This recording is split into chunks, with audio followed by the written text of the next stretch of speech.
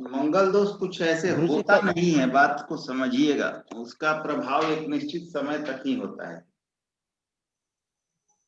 और वैसे एक बात तो निश्चित है कि मंगल जिसके प्रभाव में होंगे वो व्यक्ति थोड़ा उग्र स्वभाव का होगा। किसका है? अशोक जी आपका मीना है? जी, मीना जी। ब्रजेंद्र जी का है मेरा सर, भी है मेरा गुरु नहीं जी। है। अच्छा अच्छा, गोपाल जी आपका है? हाँ जी, चौथे भाव का मंगल है मेरा। हर दूसरा? किसी से लड़ाई होती है। हाँ, लड़ाई वगैरह होती है, सही बात है। मंगल, और मंगल थोड़ा बली हो ज्यादा तो और ज्यादा होती है। सूर्य के उसमें है, हाँ सूर्य के भाव में जी। हाँ बिल्कुल। तब तो और भ्राता, इस किसी के पास कुंडली में तो मंगल दोष नहीं होगा ना, क्योंकि मंगल अपने स्थान पे बैठा है, अपने कारक कारकत्व में। नहीं नहीं, उससे नहीं होता है प्रियंका जी। जी। मंगल अपने राशि में हो अपने अलग, स्वयं राशि में भी है। अपने राशि में हो अलग की बात है, लेकिन अष्टम भाव में जरूर है। हाँ, अष्टम में है, अपनी राशि में है, हाँ, तो यहाँ पे भंग नहीं माना जाएगा। भंग नहीं माना जाएगा। ये भंग होगा, आगे चर्चा करते हैं इस बारे में, कैसे भंग होगा। जी जी बस, भ्राता। बस एक ऐसे ही सिंपल चार्ट बना दिया है, उसमें कुछ है नहीं, ये मैंने अपने हिसाब से चार्ट बनाया है आप लोगों को समझाने के लिए। जी ये किसी डेट ऑफ बर्थ से नहीं लिया गया है, बस आप लोगों को नियम समझा देता हूँ, आप लोग इसको समझिएगा कैसे बनता है। क्या हाल है राम जी? आशीर्वाद है गुरु जी, प्रणाम गुरु जी। नमस्कार नमस्कार। चलिए राम जी, मंगल दोष को आज देखते हैं। जी गुरु जी। देखिए आप, मैं जो बता रहा हूँ तो पहले समझ लीजिएगा, वीडियो से आप लोग नोट कर लीजिएगा क्या। मंगल दोष के कुछ नियम होते हैं, जैसे कि प्रथम भाव में, चतुर्थ भाव में, सप्तम भाव में, अष्टम भाव में और द्वादश भाव में। यानी कि पहले, चौथे, सातवें, आठवें या 12वें भाव में अगर मंगल हो तो मांगलिक दोष कंसीडर होता है। साउथ इंडिया में सेकंड भाव में भी, बैकग्राउंड पहले बंद कीजिए, साउंड जो आ रहा है। यानी कि पहला, चौथा, सातवां, आठवां और 12वां ये भाव मंगल दोष का कारक भाव है। यहाँ पर मंगल होते हैं तो मांगलिक दोष माना जाता है। और साउथ इंडिया में सेकंड हाउस को भी कंसीडर किया जाता है, दूसरे भाव को भी। आप दूसरे भाव को भी कंसीडर कर सकते हैं। वैसे भी आप ये चीज प्रैक्टिकली देखिएगा कि किसी के दूसरे भाव होंगे तो वाणी उस व्यक्ति की होती है, क्योंकि दूसरा भाव वाणी का भी है। और कहीं अग्नि तत्व वगैरह में बैठ जाए या उच्च का हो जाए तो और ज्यादा वाणी उग्र होती है। खैर, वाणी की बात नहीं कर रहे हैं हम यहाँ बात करेंगे कि मंगल दोष कैसे बनता है। तो पहले, दूसरे, चौथे, सातवें, आठवें और 12वें में अगर मंगल हो तो मांगलिक दोष बनता है।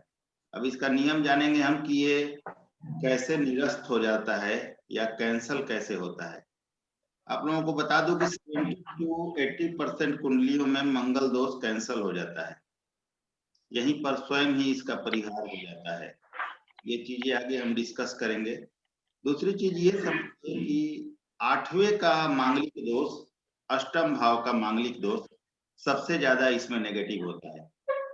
8वें भाव में मंगल दोष हो तो व्यक्ति का वाणी तो केवल आप देख सकते हैं कि अष्टम में मंगल हो तो दूसरे भाव पर दृष्टि जाएगी, तो वाणी तो उग्र होगी ही होगी। अष्टम भाव में मंगल हो तो चोट चपेट भी लगते हैं, एक्सीडेंट भी होते हैं, वाहन वगैरह से भी परेशानी होती है, तरह तरह की जातक की परेशानी। ये तो अष्ट मांगलिक इसमें सबसे ज्यादा नेगेटिव होता है। अब दूसरा चीज देखिए कि द्वादश का मंगल हो अगर, तो यहाँ भी मांगलिक दोष कंसीडर होता है। अगर 12वें का मंगल हो तो व्यक्ति कभी कभी हिंसक प्रवृत्ति का हो जाता है। व्यक्ति बिना मतलब के लड़ाई झगड़ों में पड़ता है, बिना मतलब के पचड़ों में पड़ता है। कभी कभी आतंकवादी प्रवृत्ति के लोग भी देखे गए हैं ऐसे, जो कि बिना मतलब के लड़ाई झगड़े करेंगे, किसी दूसरे के पचड़े में पड़ जाएंगे, उन पर पुलिस केस भी होती है, जेल भी जाते हैं। तो 8वें का और 12वें का मंगल सबसे ज्यादा भयानक मांगलिक प्रभाव देता है, और खास करके उसमें भी अष्टम का यानी 8वें भाव का। ठीक है, ठीक है राम जी। जी गुरु जी। चलिए आगे चलते हैं। कुछ और, कुछ अगर आप लोग बीच में पूछना चाहें तो पूछ सकते हैं, तब आगे बढ़ेंगे। अशोक जी, जी, ब्रजेंद्र जी, कुछ कंफ्यूजन है तो पूछिए। सर मैं सर बीच में छूट रहा है, सिग्नल कम मिल रहे हैं, मैं बाद में क्वेश्चन कर पाऊंगा सर, बीच में छूट। आवाज आपकी कट रही है। हाँ सिग्नल अच्छे नहीं है। आपकी आवाज ही नहीं आ रही है, मेरे पास कट के आ रही है। गोपाल जी क्लियर है? गोपाल जी आपकी भी आवाज नहीं आ रही है, क्या हो गया भाई? साउंड को ऑफ मत कीजिए।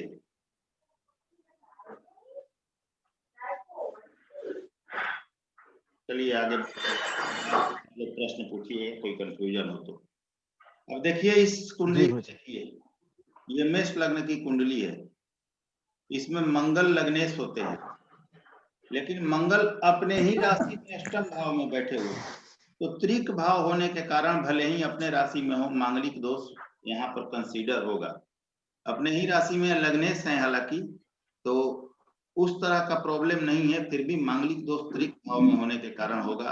अपने राशि में है तो पॉजिटिव है, लेकिन कुछ हद तक तो यहाँ नेगेटिव फल देंगे।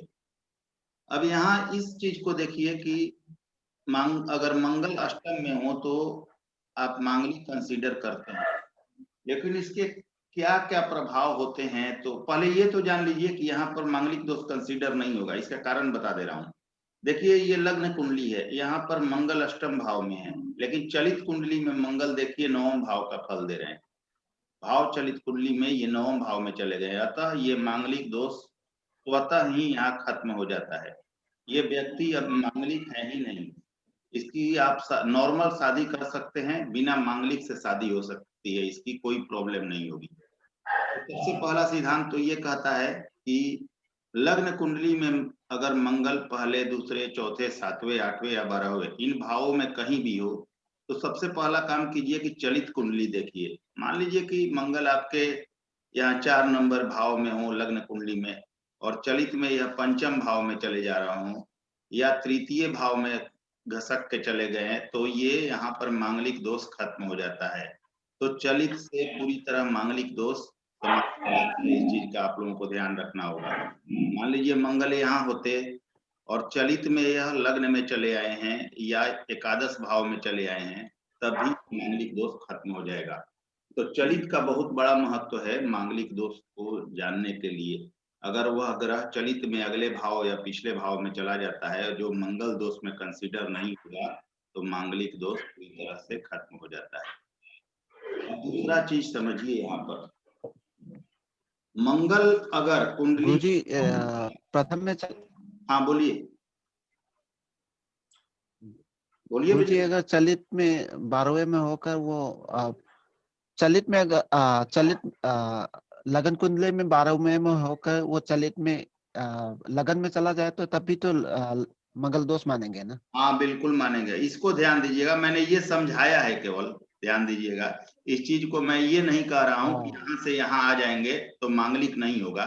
ये केवल मैंने एक चीज मैं आप लोगों को समझा रहा हूँ कि अगर 12वें से अगर एक भाव जी आगे जी या जी पीछे जी। आ गए, मान लीजिए अगर जो मंगल दोष में जो बोला है मैंने उसको ध्यान दीजिएगा, जो अगर मंगल दोष भाव कंसीडर नहीं होगा उसमें चले गए अगर, तो ये मांगलिक दोष नहीं होता है।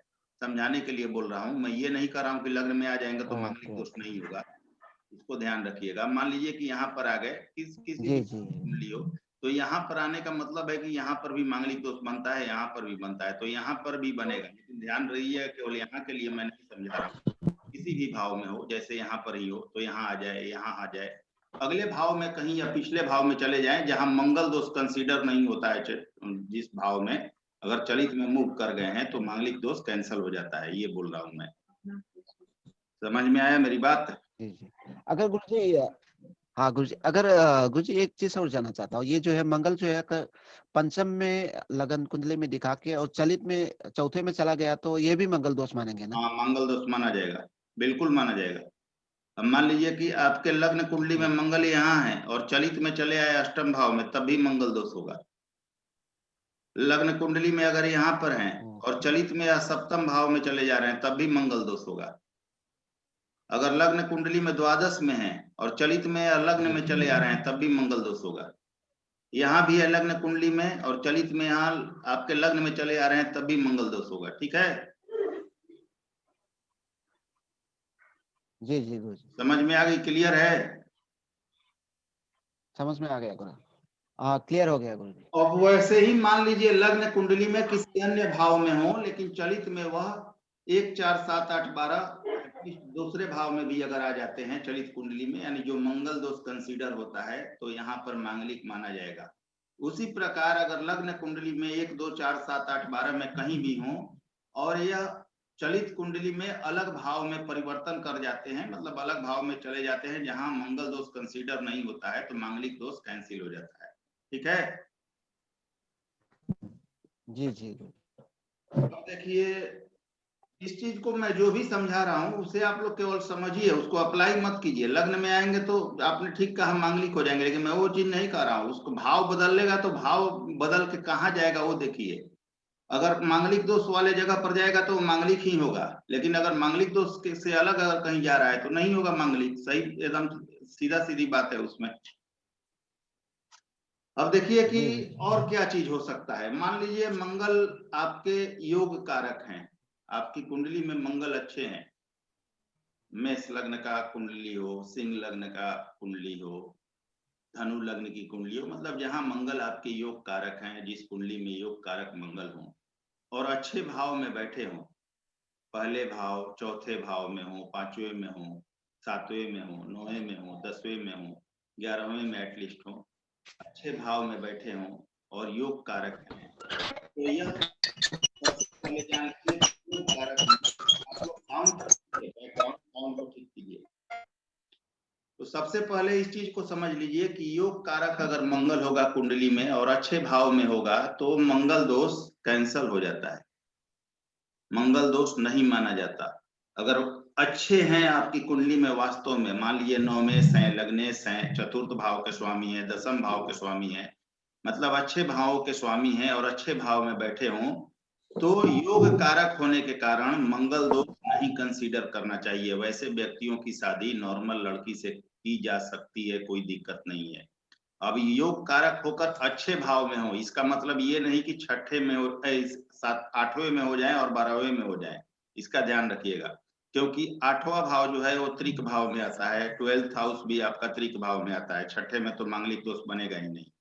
तो अच्छे भाव में होना चाहिए। अब योग कारक होकर कहीं अष्टम में चले गए, कहीं द्वादश में चले गए, तो ये मंगल दोष माना जाएगा। तो उस स्थिति में आप लोग अच्छे से जानते हैं कि योग कारक ग्रह भी जब त्रिक भाव में चले जाते हैं तो वो योग कारक नहीं रह जाते, उनकी कारकता में कमी आ जाती है। योग कारक रहेंगे, आपके गिनती के तो योग कारक रहेंगे, लेकिन वो स्ट्रगल भी देते हैं, त्रिक भाव का भी फल देने लगते हैं। तो मंगल अगर आपकी कुंडली में, जैसे मेष लग्न की कुंडली हो, मंगल लग्न में हो जाए तो कोई प्रॉब्लम नहीं है, कोई दिक्कत नहीं है। सप्तम भाव में मंगल हो जाए कोई दिक्कत नहीं है, अगर द्वितीय भाव में मंगल हो जाए कोई दिक्कत नहीं है, ये व्यक्ति मांगलिक कंसीडर नहीं होगा। अब देखिए यहाँ पर आपके चतुर्थ भाव में 4 नंबर मंगल के नीच की राशि है, तो यहाँ पर अगर आ गए तो ये योग कारक कभी इन्हें मानना उचित नहीं होगा, क्योंकि नीच के हो गए, इनके बल में कमी। तो यहाँ पर अगर ये आगे लग बन जाता। ठीक है, आप लोग बोला भी कीजिए। बड़े भाई, ठीक है बड़े भाई गुरुजी। बोलिए। बड़े भाई 1 4 और 7 में यानी अच्छा स्थान माना जाएगा और 8 और 12 बुरा स्थान। हाँ, 8 और 12 तो सबसे बुरा है। वैसे भी अष्ट मंगलिक तो सबसे ज्यादा बुरा माना जाता है जी। और द्वादश भाव भी हिंसक प्रवृत्ति देता है, तो उसको भी अच्छा नहीं माना जाता है, लेकिन दोनों में सबसे नेगेटिव 8वां भाव माना जाता है। अब नीतू जी ये है कि आपकी कुंडली में मंगल की क्या स्थिति है। अगर मित्र लग्न में है, योग कारक होकर पहले भाव में बैठ जाए, 7वें भाव में बैठ जाए, चौथे भाव में बैठ जाए, इन सब जगहों पर योग कारक होकर बैठे तो मांगलिक नहीं मानना चाहिए। नॉर्मल लड़कियों से शादी कर सकती है। बड़े भाई क्या उनकी शादी मांगलिक से भी की जा सकती है? मांगलिक केवल नॉर्मल से? मांगलिक से भी कर सकती है, नॉन मांगलिक से भी कर सकती है, कोई दिक्कत नहीं है। कि उग्रता तो आएगी उसमें तो दिक्कत नहीं है, लेकिन अब मांगलिक से करनी है आपको तो नवमांश कुंडली भी देखना होगा, इसका ध्यान रखिएगा। अब नवमांश जी। कुंडली में अगर मांगलिक से शादी करनी है तो प्रथम, चतुर्थ, सप्तम, अष्टम या द्वादश इनमें से कहीं मंगल होना चाहिए नवमांश जी। कुंडली में भी। अब ऐसा नहीं है कि लग्न कुंडली में अगर यहीं पर बैठे हैं योग कारक होकर तो आपने मांगलिक से शादी कर दिया। नवमांश कुंडली में भी अगर इन्हीं में से किसी मांगलिक के बैठे हैं तब जाके शादी कीजिए मांगलिक से। अब दूसरा चीज, एक चीज और देखना होता है इसमें, चंद्र कुंडली। नीतू जी समझ जी। में आ रही है बात? जी बड़े भाई। अब इसमें चंद्र कुंडली भी देखना है। चंद्र कुंडली में चंद्र मांगलिक भी एक स्थान दिया गया है, हालांकि उतना उसका प्रबल योग नहीं होता, लेकिन चंद्र कुंडली को भी देख लिया जाना चाहिए। लेकिन सबसे बड़ी बात है, देख लीजिए इस बात को एकदम क्लियर समझ लीजिए कि जिस कुंडली में मंगल योग कारक हो और योग कारक होकर अच्छे भाव में बैठे हुए हों, उस लड़का या लड़की की शादी नॉन मांगलिक से हो सकती है, कोई दिक्कत नहीं है। ये पहला चीज है। दूसरा चीज है कि जो मंगल हैं वो गुरु से दृष्ट हो, जहां भी हो। मान लीजिए कि मंगल यहाँ होते और गुरु की दृष्टि इन पर पड़ जाती, जैसे गुरु यहाँ से मान लीजिए देख लेते, मंगल यहीं 7 नंबर में, और गुरु बलवान गुरु, गुरु का मतलब है बलवान गुरु, ऐसा नहीं कि मृत गुरु हो 29 डिग्री का हो 1 डिग्री का हो। अगर बली गुरु कहीं से मंगल को देख ले तो भी मंगल दोष कैंसल माना जाता है और उसमें बहुत ज्यादा कमी हो जाती है। इसके साथ ही मान लीजिए मंगल दोष बन रहा हो और आप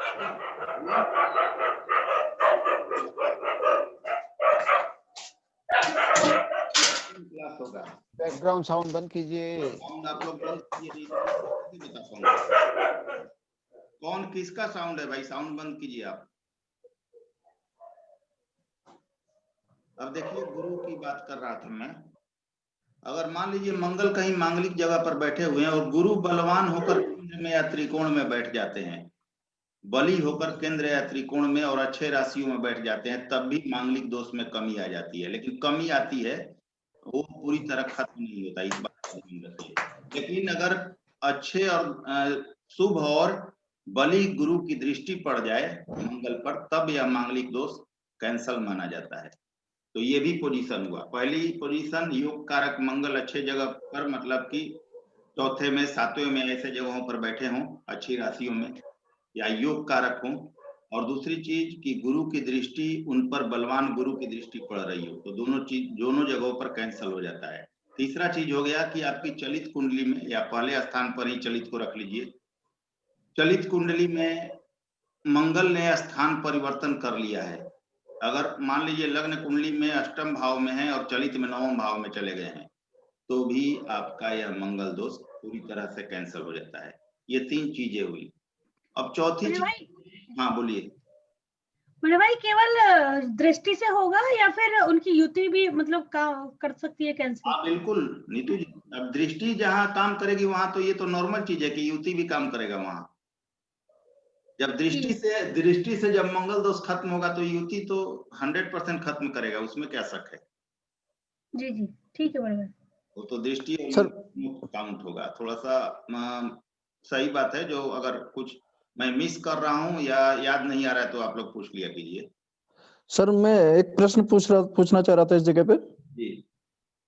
अगर ये लग्न कुंडली में गुरु इसी मेष राशि पे, मेष लग्न पे 9वें भाव में होता और गुरु चौथे भाव में बैठा होता और मंगल नीचे आ जाता, क्या चीज? चलित कुंडली में मंगल अष्टम में पहुंच जाता और फिर गुरु की दृष्टि भी होती उस पे, तो ये ऐसा मान लेंगे क्या? माना जाएगा? चलित की दृष्टि ऐसे नहीं देखी जाती अशोक जी। सबसे पहले तो जान लीजिए कि चलित में दृष्टि को नहीं देखा जाता। अब उसमें नियम क्या है चलित में कि जो ग्रह आपके लग्न कुंडली में जिस ग्रह से दृष्ट है उसी को आप चलित में मान सकते हैं, अदरवाइज दूसरा नहीं। अगर स्थान परिवर्तन कर गया तो उसको आप उस ग्रह की दृष्टि में चलित में मान ले, ये उचित नहीं होता है। ठीक है सर। ये भाव मध्य पर चलित आ जाता है। तो कौन सी राशि कितने भाव मध्य पर आ रही है, क्या हो रहा है, कौन सी राशि उदित हो रही है, कौन सा गायब हो रहा है, कौन सी राशि वहां पर एक्सटेंड कर रही है, उस पर फल डिपेंड करेगा चलित का। तो चलित में आप सीधा सीधी दृष्टि नहीं मान सकते हैं। अब मान लीजिए मैंने आप लोगों को एक वीडियो में वहां उस समय बताया था कि चंद्रमा यहाँ इस राशि को देख रहे थे, लेकिन गुरु यहाँ पर चंद्रमा और चतुर्थ भाव दोनों को देख रहे थे, लेकिन चंद्रमा केवल इस भाव को देख रहे थे, गुरु को नहीं देख रहे थे। तो जी हाँ, बताया था अभी 2 दिन पहले। तब भी नहीं देखते। अब यहाँ गुरु अगर चतुर्थ भाव और जिस मैंने वीडियो में मैंने बताया था, गुरु अगर वहां पर देख रहे थे चतुर्थ भाव और चंद्रमा दोनों को, तो वो चलित में भी देखते। ठीक है, अच्छा जी, ये स्थिति है। तो आप चलित में दृष्टि, कोई भाव बदल जाता है तो उसको दृष्टि में मत काउंट कीजिए, वहां ये दृष्टि लागू नहीं होगी। यहाँ पर आपको लग्न कुंडली में ये चीज देखना है। ठीक है, क्लियर है? जी गुरुजी एक क्लियर है सर। गुरुजी एक बात पूछना चाहता हूँ गुरुजी। हाँ बोलिए। गुरुजी अगर मंगल दोष जो है वो अष्टम में बन जाए और कहीं से भी गुरु देखे उसको, वो क्या मंगल कैंसिलेशन होगा? नहीं होगा। नहीं ब्रजेंद्र जी, अष्टम और द्वादश का मांगलिक माना जाना चाहिए। एक तो अष्टम भाव ही बहुत ज्यादा नेगेटिव है, और ऊपर से मंगल अष्टम में हो तो व्यक्ति बहुत ज्यादा उग्र होता है। उसको गुरु के दृष्टि से भी, हाँ गुरु के दृष्टि से बल मिलेगा, उसकी उग्रता में कमी आएगी, उसकी परेशानियों में कमी आएगी, लेकिन मांगलिक दोष खत्म होगा ये सही नहीं है कहना। अष्टम का मंगल गुरु की दृष्टि होने के बाद भी पूरी तरह मांगलिक दोष खत्म नहीं होता, उसका शादी मांगलिक से ही करना चाहिए। ठीक है, और मैंने आप लोगों को ये बात, ये वीडियो शुरू होने से पहले ही बता दी है कि अष्टम और द्वादश का मांगलिक हो, यानी त्रिक भाव में गए अष्टम और द्वादश का मांगलिक अगर हो तो उसे मानना चाहिए, और तब तक मानना चाहिए जब तक चलित में वह भंग नहीं हो जाता। अगर अष्टम से नवम में चला गया है चलित में तो वो भंग माना जाएगा, वो 110% भंग माना जाएगा, लेकिन किसी दृष्टि खत्म हो ये संभव नहीं। और चलित में ही नवम से अष्टम में आ गया तो भी मानेंगे ना सर? हाँ बिल्कुल मानेंगे, बिल्कुल मानेंगे। चलित में जब भंग मानेंगे तो चलित में आया तो क्यों नहीं मानेंगे, उस भाव में आ गया। मांगलिक दोष भाव से कंसीडर होता है, जैसे कि पहला दूसरा चौथा सातवां आठवां और 12वां भाव से कंसीडर होता है, और चलित आपका भाव ही है सर। आप चलित में अगर इन भाव में आ गया तो कंसीडर हो जाएगा मांगलिक। जी राम जी कुछ कहना चाहते हैं क्या? बेसिकली गुरुजी यही कहना चाह रहा था सबसे कि अपना बैकग्राउंड साउंड सब लोग ऑफ कर दें। हाँ, और अगर किसी को कुछ पूछना हो तो ऐसे रेज हैंड कर लें ताकि आप उनसे बाय नेम क्वेश्चन पूछ सकें। हाँ बिल्कुल, अपना हाथ ऊपर उठा लीजिए, वो ज्यादा इजी होगा मेरे लिए। बिल्कुल सही बात जी, ताकि आप 1-to-1 सबका उत्तर भी दे सकें और सबका आराम से निवारण हो जाए। बिल्कुल। और मैं समझा लेता हूँ, इसके बाद आप लोगों को बोलो ये भी दूंगा समय, थोड़ा सा पूछ लीजिएगा आप लोग कोई कंफ्यूजन हो तो। अब चलिए, हमने किया योग कारक की बात, मंगल की, गुरु की बात की, हमने चलित की बात की। अब देखिए कि उच्च का मंगल हो जाए, अगर उच्च का मंगल हो जाए चतुर्थ भाव में, सप्तम भाव में, इन भावों में, द्वितीय भाव में, कर्क राशि के मकर राशि के मंगल अगर हो जाए सेकंड हाउस में, फोर्थ हाउस में या सेवेंथ हाउस में, तो भी आपका मांगलिक दोष कैंसल होता है, इसका ध्यान रखिए। और कैंसल होता है का मतलब है, और अगर योग कारक हो के उच्च के हो जाए तो 100% कैंसल होता है। ठीक है, कोई क्लियर कि कोई दिक्कत है अशोक जी? नहीं ठीक है सर, ठीक है। अब आगे समझिए, अगर मंगल मृत अवस्था में हो, 1 डिग्री 2 डिग्री के हो, 29 डिग्री के, 28 डिग्री के, 30 डिग्री के मंगल हो, तो उनमें उतना बल ही नहीं होता कि वो किसी प्रकार का दोष या योग बना पाएंगे। उनकी स्थिति उस तरह की नहीं होती जब तक अगर आपके नवमांश कुंडली में बहुत अच्छी पोजीशन में ना हो, षडबल में बहुत अच्छी पोजीशन में ना हो, ये सब स्थितियां अगर नहीं बन रही हो, तो अगर मृत है आपका मंगल तो आपको परेशान होने की जरूरत नहीं है। उस व्यक्ति में उस लेवल तक उग्रता नहीं आएगी और आप नॉर्मल लड़की से शादी कर सकते हैं। अब ये है, देखिए अशोक जी, मंगल अगर बलवान होके बैठा हो इन भावों में तो होता क्या है कि सबसे बड़ा यहाँ प्रॉब्लम यह है कि व्यक्ति उग्र स्वभाव का होता है, झगड़ालू भी होता है, उसकी बातें कर्कश होती है, कठोर होती हैं। अगर दृष्टि वगैरह सप्तम भाव पर जा रहा है तो डोमिनेटिंग नेचर रखता है पत्नी के प्रति, ये सब चीजें यहाँ हो जाती हैं। लेकिन अगर मंगल कमजोर हो जाए, मृत हो जाए, तो ये प्रभाव उतना नहीं होगा, इसमें बहुत हद तक कमी हो जाएगी। इसी प्रकार अगर अस्त हो जाए सूर्य से, पूरी तरह क्लोज कंजंक्शन में अस्त हो जाए, तब भी आपके मांगलिक प्रभाव में बहुत हद तक कमी आ जाती है और नॉर्मल लड़की से शादी आप कर सकते हैं। ये चीजें हो गई। अब देखिए कि गुरु से दृष्ट हो, ये भी नियम मैंने आपको बता दिया। तो ये सारे नियम यहाँ पर अप्लाई होते हैं आपकी किसी भी लग्न कुंडली में।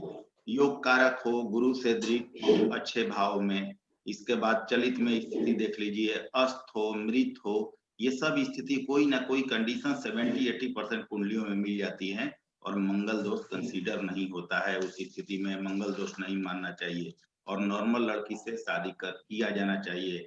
अब ये स्थिति देखिए कि एक और चीज आती है कि मैच्योरिटी।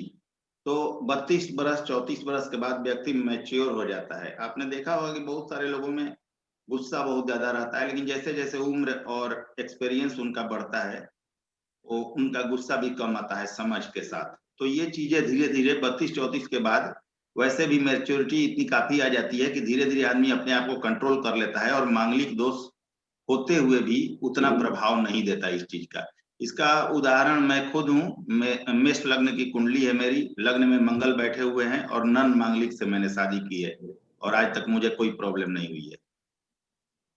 हमारी शादीशुदा जीवन बहुत अच्छी चल रही है। अब इसका कारण ये है कि मेष लग्न का हूँ, लग्न में ही मंगल बैठे हुए हैं, तो पूरी तरह मंगल योग कारक है, रुचक नामक पंच महापुरुष योग में है। अब मान लीजिए कि अब एक चीज और यहाँ पर जोड़ लीजिए, जिस कुंडली को आप विचार कर रहे हैं मंगल दोष के लिए, वहां रुचक योग बन रहा है। जैसे कि मंगल से रुचक नामक पंच महापुरुष योग, शनि से शश योग, गुरु से हंस योग, बुध से भद्र योग, ये सब बनता है, शुक्र से मालव्य योग बनता है। तो मान लीजिए कि कहीं रुचक नामक पंच महापुरुष योग पहले भाव में, चौथे भाव में, अगर सप्तम भाव में, इन सब जगहों पर यानी कि मंगल अपने राशि में प्रथम, चतुर्थ या सप्तम में हो या अपने उच्च की राशि में हो, तो रुचक नामक पंच महापुरुष योग बनाएंगे। तो वैसी स्थिति भी हो तब भी मंगल दोष कैंसिल हो जाता है, क्योंकि अपने राशि या उच्च की राशि में है और ये एक राजयोग बन जाता है, जैसे कि मेरा है। इसलिए कोई प्रॉब्लम नहीं होती वैवाहिक जीवन में, आप नॉन मांगलिक से शादी कर सकते हैं। ठीक है, तो ये सब स्थिति हुई। अब इसका प्रभाव क्या पड़ता है वो भी आप लोग जान लीजिए। सबसे पहला प्रभाव पड़ता है कि व्यक्ति बहुत ज्यादा गुस्सा करता है, एग्रेशन रहता है उस व्यक्ति में, हर काम में जल्दबाजी करता है, कठोर, कभी कभी बहुत ज्यादा कठोर बोलता है, बिना मतलब के लड़ाई झगड़े भी वो व्यक्ति किसी न किसी से कर लेता है। और एक और बहुत बड़ी परेशानी है कि आप नॉर्मली देखिएगा, बहुत सारे कुंडलियों को देखिएगा, उसमें 80% में ये चीज मिलेगा कि इन भावों में जहां मांगलिक होता है, अगर मंगल बैठे हो, तो व्यक्ति के विवाह में नॉर्मल से ज्यादा समय लगता है। व्यक्ति का विवाह टाइम पर नहीं होता, देर से विवाह होती है ऐसे व्यक्तियों की जहां प्रथम, दूसरे, चौथे, सातवें, आठवें, 12वें इन भावों में अगर मंगल हो तो विवाह में भी देरी होती है। तो ये सब परेशानियां होती हैं। वैवाहिक परेशानी भी होता है कभी कभी व्यक्ति के जीवन में बहुत ज्यादा। अब इसका कारण ये है कि अपने पति या पत्नी पर वह व्यक्ति डोमिनेटिंग नेचर रखता है, चाहता है कि वो मेरी बात माने, जो कहूं वही हो, और उस स्थिति में उसका सामने वाला जो पार्टनर है उसकी बात को नहीं मानता, तो वैवाहिक जीवन भी कभी कभी बहुत ज्यादा खराब हो जाती है, ये स्थिति होती है। अब देखिए इसका उपाय क्या है, क्योंकि अगर ये योग बन रहा है तो उसका उपाय भी आपको करना होगा। उपाय आप लोग नोट कर लीजिए, वीडियो से भी नोट कर लीजिएगा जब मैं दूंगा। देखिए विवाह अगर अभी परेशान यहाँ करता है तो इसका उपाय यह है कि सबसे बड़ा उपाय है कि वास्तव में अगर मांगलिक बन रहा है, जो मैंने नियम बताया वो कोई नियम अप्लाई नहीं हो रहा है और वास्तव में मांगलिक बन रहा है, तो मांगलिक लड़की से या लड़का से शादी करना चाहिए। दूसरा विकल्प ये है कि कुंभ विवाह उस व्यक्ति को करना चाहिए, या पीपल के वृक्ष से भी विवाह किया जा सकता है। तीसरा विकल्प है कि शालिग्राम भगवान से विवाह कर दी जाए उस बच्ची की या बच्चे की। चौथा है मंगल यंत्र की पूजन, मंगल यंत्र का पूजन हमेशा समय समय पर किया जाए, हनुमान चालीसा किया जाए और मंगलवार का व्रत किया जाए। इतना तक उपाय है। अब इसमें सबसे श्रेष्ठ उपाय ये है कि हनुमान चालीसा व्यक्ति जीवन भर करे और कुंभ विवाह उसका कर दिया जाए विवाह करने से पहले। जिससे विवाह किया जा रहा है उससे पहले कुंभ विवाह कर दिया जाए और जिंदगी भर के लिए हनुमान चालीसा उस व्यक्ति को करना चाहिए। अगर मंगलवार का व्रत करे तो और भी ज्यादा बेहतर होगा। अब किसी लड़की के लिए प्रॉब्लम आ रही है तो मंगल गौरी पूजन उसको हमेशा करना चाहिए। अगर जिसके मांगलिक है और नॉन मांगलिक वगैरह से शादी हो गई है या शादी में बाधा आ रही है या शादी के बाद भी दिक्कत आ रही है तो मंगल गौरी पूजन करें और वट सावित्री की पूजन करें तो यह परेशानी जो है बहुत हद तक खत्म हो जाएगी। तो ये उपाय होते हैं मंगल के। अब बोलिए आप लोगों का कोई कंफ्यूजन हो, कोई सवाल हो तो। गुरुजी 28 वर्ष के बाद मंगल दोष खत्म हो जाता है? नहीं, खत्म नहीं होता है अशोक जी, खत्म नहीं होता है। बात को समझिए, बात की गहराई को समझिए। मैच्योरिटी आ जाती है व्यक्ति में। मंगल क्या करवाते हैं? मंगल एग्रेशन देते हैं, गुस्सा देते हैं, लड़ाई झगड़े की प्रवृत्ति देते हैं या तेज बोलने की या झगड़ालू प्रवृत्ति देते हैं। तो व्यक्ति जब पूरी तरह मैच्योर हो जाता है तो सही गलत चीजों को समझने लगता है। तो 30 बरस 32 बरस के बाद उस चीज में कमी आ जाता है और कुछ होता नहीं है। यहाँ उस व्यक्ति के स्वभाव में परिवर्तन आ जाता है, इसलिए मंगल दोष का उतना प्रभाव नहीं रहता उस व्यक्ति पर, खत्म नहीं होता। ठीक है। चौथे भाव का मंगल क्या प्रभाव दिखाता है गुरुजी? वही गुरुजी चौथे भाव का मंगल हो तो आपके वैसे तो चौथे में बहुत अच्छा माना जाता है। अगर चौथे का मंगल हो तो वहाँ भूमि भवन वगैरह का या जमीन जायदाद का भाव है और वहाँ का मंगल अच्छा माना जाता है। लेकिन अगर वास्तव में अगर शत्रु राशि में हो, नीच का हो, योग कारक ना होकर बैठा हो या गुरु से दृष्ट ना हो तो व्यक्ति में लड़ाई झगड़ा तो देगा ही। व्यक्ति अपने कैरियर के क्षेत्र में भी लोगों से कभी कभी लड़ाई कर लेगा, झगड़ालू प्रवृत्ति भी देता है, कभी कभी माता से भी संबंध झगड़ा लड़ाई के चलते परेशानियों के चलते उसकी दिक्कत हो जाती है। इसके बाद सप्तम भाव पर दृष्टि जाएगी तो पत्नी के प्रति भी डोमिनेटिंग नेचर रखता है व्यक्ति।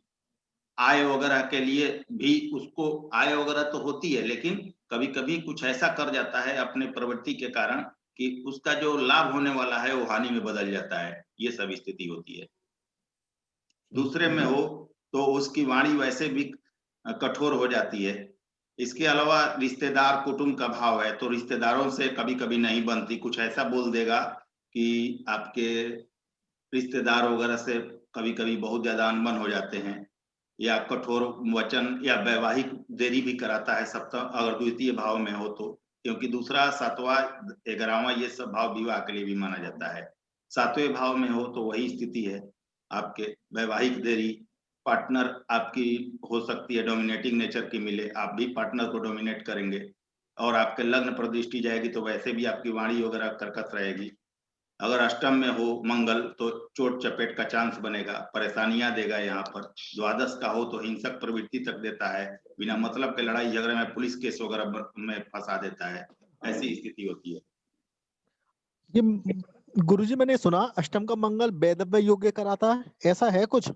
अब कुंडली में बहुत सारा चीज देखना होगा, केवल अष्टम में मंगल बैठ जाए तो वैधव्य योग बन जाएगा, ये बिल्कुल गलत चीज है, बिल्कुल ही गलत चीज है। आगे हम लोग जब विवाहिक एपिसोड पर चर्चा करेंगे तो मैं आप लोगों को बता दूंगा कि विधवा योग कैसे बनता है। केवल अष्टम में मंगल हो जाए तो विधवा योग बन जाएगा, ये बिल्कुल गलत चीज है, ऐसा नहीं होता है। बहुत सारी चीजों को देखना पड़ेगा उसके बाद। ठीक है गुरुजी। ऐसा कभी नहीं होता एक चीज के चलते कोई योग बन जाए, ऐसा कभी नहीं होता। विधवा योग, तलाक योग, मान लीजिए मैंने बोल दिया कि सप्तम का स्वामी नीच का हो गया तो व्यक्ति का तलाक हो जाएगा, ऐसा थोड़ा ही हो जाता है।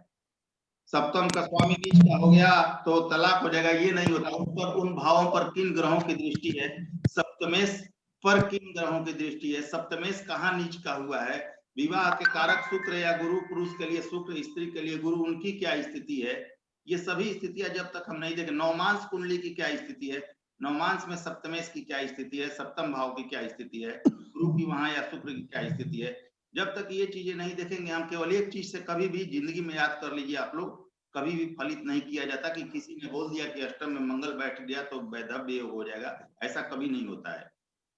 राम जी क्या गलत कह रहा हूं? नहीं गुरुजी, ये शायद इन्होंने उस श्लोक की बात की जहां पर कहा गया है लग्ने व्यय चापा तारे जामित्रे चाष्ट में कुजे। हाँ, तो यहाँ पर अष्टम के कुछ के विषय में कहा गया, भाव के विषय में, लेकिन उसके बाद की परिस्थिति इन्होंने नहीं बोली है। तो वही चीज। हाँ बिल्कुल, अष्टम में मंगल हो जाए केवल तो ब्रजेंद्र जी ऐसा नहीं होता, उसके लिए बहुत कुछ देखना होगा। ठीक है, अष्टम में मंगल सिर्फ हो जाए तो वैधव्य योग होता है, ऐसा नहीं होता है। उसके अलावा कभी भी देखिए कुंडली में कोई एक चीज पर कंसीडर मत कर लीजिए कि ये होगा तो ये हो जाएगा, उसके अलावा और सभी चीजों को भी देखिए। और देखिए, मेरे कहने का मतलब है कि आप लोग अब क्या हुआ था ज्योतिष में, दिशा काल और परिस्थिति के अनुसार ज्योतिष चेंज हो चुका है। आप लोग प्रैक्टिकल अनुभव कीजिए, आज के डेट में प्रैक्टिकली जो अप्लाई हो रहा है वो चीज यहाँ पर अनुभव कीजिए। और आपने देखा होगा, पहले बोला जाता था कि नीच के वक्री ग्रह उच्च के समान फल देते हैं, लेकिन आज के कुंडली में मैं हजारों लाखों कुंडलियों में देख चुका हूँ, नीच का ग्रह अगर अच्छे भाव में वक्री हो गए तो आदमी का कैरियर बर्बाद कर देते हैं। ये कभी नहीं होता कि नीच का ग्रह उच्च का फल देगा। वक्री ग्रह की यहाँ हम बात कर रहे हैं। तो यहाँ पर वक्री कौन कौन से हैं अशोक जी?